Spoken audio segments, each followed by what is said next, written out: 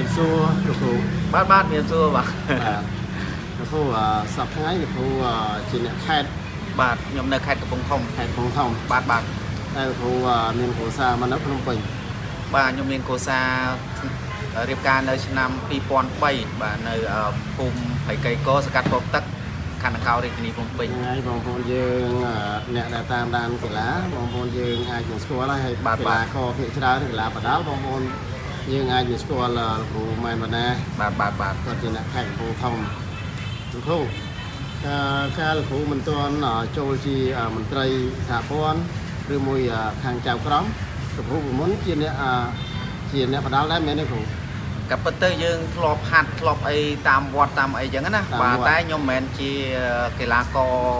ដែលអាជីពដែលវាយតាមស្ថានីយ៍បីដោយលោកគ្រូមួយចំនួនទេបាទតែគាត់ថាយើងមានចិត្តស្រឡាញ់អញ្ចឹងបានយើងចូល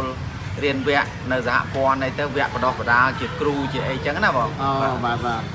អញ្ចឹងលោកគ្រូចូលជាមន្ត្រីអាជ្ញាកណ្ដាលឬមួយចៅក្រមចូលបានប្រហែលឆ្នាំហើយគ្រូបើគិតចូលប្រឡូកក្នុងវិស័យបដាលហ្នឹង2021បាទជាចៅក្រមតែកម្រិតថ្នាលទេតាមខេត្តតាមអីតែទឹកនឹងចូលជាមន្ត្រីចៅក្រមអាជ្ញាកណ្ដាលសហព័ន្ធហ្នឹងខ្ទង់នៅឆ្នាំ2024ហ្នឹងដែរទេហេតុតែស្រឡាញ់ណាគ្រូបាទហេតុស្រឡាញ់តស៊ូឡើងមកពីខេត្តគ្រូខាលលោកគ្រូនៅវឹកហាត់បដាល់ហើយមកប្រៀបធៀបមកក្នុងកំឡុងពេលឥឡូវនេះតើយ៉ាងម៉េចដែរកម្រិតវិស័យកីឡាបដាល់យើងពីមុនឥឡូវខុសគ្នាក្នុងការរីកចម្រើនយ៉ាងម៉េចដែរគ្រូខុសគ្នាពីមុនយើងគិតថាតាមកម្មវិធីឬក៏តាមស្ថានីយ៍ទូទាំងមួយចំនួនគាត់អត់សូវចាប់អារម្មណ៍ហើយ sponsor ក៏អត់សូវចាប់អារម្មណ៍ដែរតែបច្ចុប្បន្ននេះគឺវិស័យបដាលយើងវារីកចម្រើនទី1មហាជនឬក៏យុវជនកលេចឃើញថាកីឡាករល្បីៗគាត់ទទួលបានប្រាក់ឧបត្ថម្ភច្រើនមានគេឈ្មោះហើយមានគេសាទរហើយក៏មានគេឈ្មោះល្បីល្បាញទៅពេលអញ្ចឹងទៅធ្វើឲ្យមហាជនឬក៏យុវជនកលេចមកចាប់អារម្មណ៍លើវិស័យបដាល់គុនខ្មែរយើងបើប្រៀបធៀបទៅវាខុសគ្នាដូចជំនាន់លោកគ្រូអេជំនាន់លោកគ្រូជ័យកសលឬក៏នួនសូយ៉ាយការវាយជំនាន់ពួកគាត់តែងតែលើកឡើងថាកម្រិតប្រាក់ឧបត្ថម្ភឬក៏ថវិកាតិចទេ100000 5 100000 200000អីទេតែដល់បច្ចុប្បន្ននេះយើងឃើញថាដូចពេជ្រសម្បត្តិអីមកប្រកួតឈានដល់2000ហើយប្រាក់ឧបត្ថម្ភពេលខ្លះមាន sponsor មកកម្មវិធីឧបត្ថម្ភទៅដល់7លាន8លានហើយខ្សែក្បាត់3000ទៅ5000ពេលខ្លះការមកប្រកួតហ្នឹងទទួលបានដល់$5000អញ្ចឹងវាធ្វើឲ្យប្រែប្រួលជីវភាពគាត់ខ្លាំងមែនតើអញ្ចឹងបច្ចុប្បន្ននេះក៏ក្លឹបក៏មានច្រើនហើយបណ្ដាក្រុមហ៊ុន sponsor មួយចំនួនក៏ចាប់អារម្មណ៍ក្នុងការឧបត្ថម្ភកីឡាករដោយសារតែមហាជនគាត់គាំទ្រច្រើនអាហ្នឹងអ្វីដែលយើងឃើញជាក់ស្ដែងសប្បាយចិត្តទេគ្រូសប្បាយចិត្តទេដែលពេលឃើញបងប្អូនយើងជនរួមជាតិដែលគាត់មានសមត្ថភាពក្នុងការលើកស្ទួយកីឡាអ្នកលក់ដូរដូចជាក្រុមហ៊ុនស្រាបៀរឬមួយក៏ក្រុមហ៊ុនផលិតផលអីផ្សេងគាត់ងាកមកជួយកីឡាបាទសប្បាយចិត្តដូចជាក្រុមហ៊ុនដូចជាបងលក់ម៉ូតូអញ្ចឹងដោយបង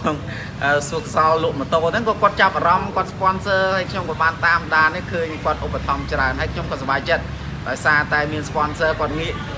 មកចាប់អារម្មណ៍ឧបត្ថម្ភលើវិស័យបដាល់កីឡាហ្នឹងគឺពិតជាសប្បាយចិត្តហើយខ្ញុំនៅក្នុងវិស័យហ្នឹងទៀតហើយក៏ឃើញការឧបត្ថម្ភពី sponsor ទៀតរឹតតែសប្បាយចិត្តខ្លាំងពោះនេះគឺជាក្បាច់គុនបុរាណខ្មែរគឺជាមរតកវប្បធម៌ប្រពៃណីខ្មែរអញ្ចឹងយើងចង់ឲ្យបរទេសយើងចង់ផ្សព្វផ្សាយហ្នឹងដល់ពេលនៅក្នុងស្រុកយើងគាំទ្រកាន់តែខ្លាំងគឺយើងមិនត្រឹមតែផ្សព្វផ្សាយក្នុងស្រុកទេយើងផ្សព្វផ្សាយទៅដល់បរទេសទៀតបាទអញ្ចឹងយើងមានតែខ្មែរយើងចូលរួមអភិរក្សលើកស្ទួយគុនខ្មែរដែលជាវប្បធម៌ប្រពៃណីរបស់ដូនតាសល់តាំងពីយូរលង់មកយើងចូលរួមអភិរក្សទាំងអស់គ្នាបាទយើងចូលរួមដោយលោកគ្រូអញ្ចឹងលោកគ្រូក៏ជាគ្រូមួយហើយលោកគ្រូចូលរួមបង្វឹកបង្ហាត់ដល់សិស្សជំនាន់ក្រោយហើយសប្តាហ៍ថ្ងៃហ្នឹងលោកគ្រូក៏មានជាក្លឹបមួយដែរនៅខេត្តកំពង់ធំបាទនៅស្រុកណាដែរគ្រូនៅភូមិសាលាសតុកឃុំកកោះស្រុកសតុកខេត្តកំពង់ធំឈ្មោះក្លឹបដាវដៃគុនខ្មែរភ្នំសតុកនៅឆ្ងាយពីទីរួមខេត្តទេគ្រូបើយើងទៅពីភ្នំពេញវិញអត់ទាន់ដល់ ទីរំខែទេគឺចន្លោះគីឡូ147 48 47 បាទ147 148ចន្លោះហ្នឹងម្ដុំភ្នំសន្ទុក អូខាងភ្នំសន្ទុក បាទ អញ្ចឹងថ្ងៃលោកគ្រូក្នុងការបង្វឹកបង្ហាត់សិស្សហ្នឹងសិស្សក្នុងក្លឹប ប្រចាំដែលលោកគ្រូវឹកហាត់ហ្នឹងមានចំនួនប្រមាណអ្នកដែរគ្រូ ពីមុនច្រើនដែរប៉ុន្តែឥឡូវនៅចន្លោះប្រហែលជា6ទៅ7នាក់ទេដោយសារតែខ្ញុំក៏រវល់ប្រពេញភារកិច្ចជាចៅក្រមអាជ្ញាកណ្ដាលឡើងចុះអញ្ចឹងណាបាទហើយក៏យើងត្រៀមនឹងរើសចូលថ្មីទៀតតែក្លឹបខ្ញុំមិនមានលទ្ធភាពក្នុងការទទួលសិស្សច្រើនទេដោយសារតែយើងប្រើធនធាននិងលទ្ធភាពខ្លួនឯងជាគ្រូខ្លួនឯងផងជាអ្នកផ្គត់ផ្គង់ផងយើងសពបែបយ៉ាងតែពេលអញ្ចឹងយើងអត់មាន sponsor យើងប្រើលទ្ធភាពខ្លួនឯងត្រូវការចំណាយច្រើនសិស្សធម្មតាគាត់មកវឹកហាត់គឺតើតែមានការព្យាយាមហើយត្រូវការចំណាយបាយទឹកពេលវឹកហាត់ចប់ត្រូវការកន្លែងគេងកន្លែងស្នាក់នៅត្រូវការចំណាយគ្រប់សពទឹកលើឥឡូវ6 7នាក់ក្នុងមួយថ្ងៃលោកគ្រូត្រូវចំណាយប្រហែលដែរសម្រាប់ជីវភាពចំណាយទៅលើកីឡាករ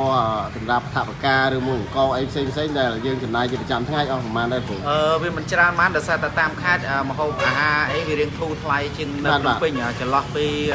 $10ជាងក្នុងមួយថ្ងៃច្រើនដែរគ្រូមួយ